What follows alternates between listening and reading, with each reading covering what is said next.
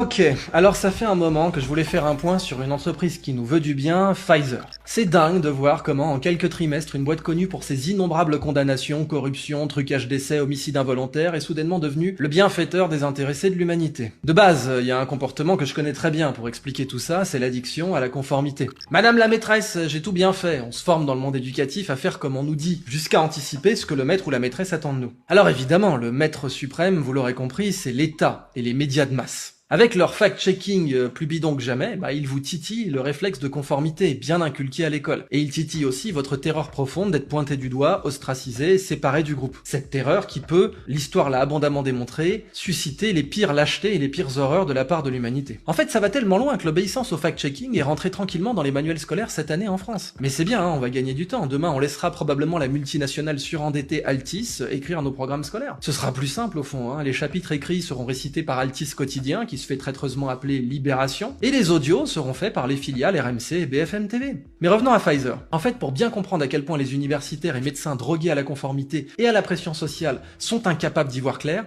il faut reprendre un autre cas, celui de Monsanto. Monsanto, c'est une autre entreprise qui nous a toujours voulu du bien, comme chacun le sait. Quand j'étais prédoctorant à l'école normale supérieure de la rue d'Ulm, ça choquait personne que le patron de Monsanto France vienne nous faire un cours en mode carte blanche dans notre licence de biologie. Et pourquoi ça choquerait en fait? L'édition de génome, c'est la science. Et la science c'est bien, et Monsanto pratique la science, donc Monsanto pratique le bien. Mais pas si vite. S'il y a bien un sujet où les scientifiques, les universitaires sont plus désarmés qu'un bébé tortue-lutte sur une plage de Guyane, c'est la géopolitique brutale et sans concession des multinationales. Parce que oui, en soi, l'édition de génome c'est une technologie, donc c'est ni mal ni bien, il n'y a pas de problème. Comme toutes les technologies. Cependant, comme toutes les technologies toujours, ça a un coût en sagesse. Oui, il faut bien comprendre. On passe le permis de conduire. L'humanité, elle passe le permis de conduire des technologies, en fait. Le problème, c'est qu'elle passe ce permis sur le tas. Donc du coup, l'humanité, elle fait des conneries, elle raye la carrosserie, elle écrase des millions de gens.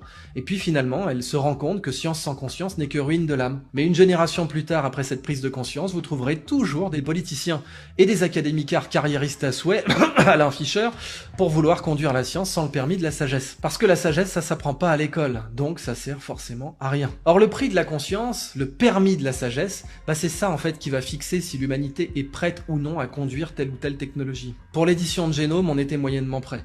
Le cas des semences Terminator est venu nous le rappeler très clairement. Terminator, c'est cette technologie génétique qui permet de rendre une plante OGM stérile. L'idée donc, c'est de créer un abonnement à partir de quelque chose qui est gratuit. Alors vous savez que je m'intéresse beaucoup à la physiocratie, la première grande théorie économique à apparaître en Occident, et qui postule que toute valeur économique provient fondamentalement de la nature. C'est étrange d'ailleurs que Dupont de Nemours, qui a créé l'entreprise du même nom, ait été au départ un physiocrate, alors que la société qu'il a fondée, elle s'est enrichie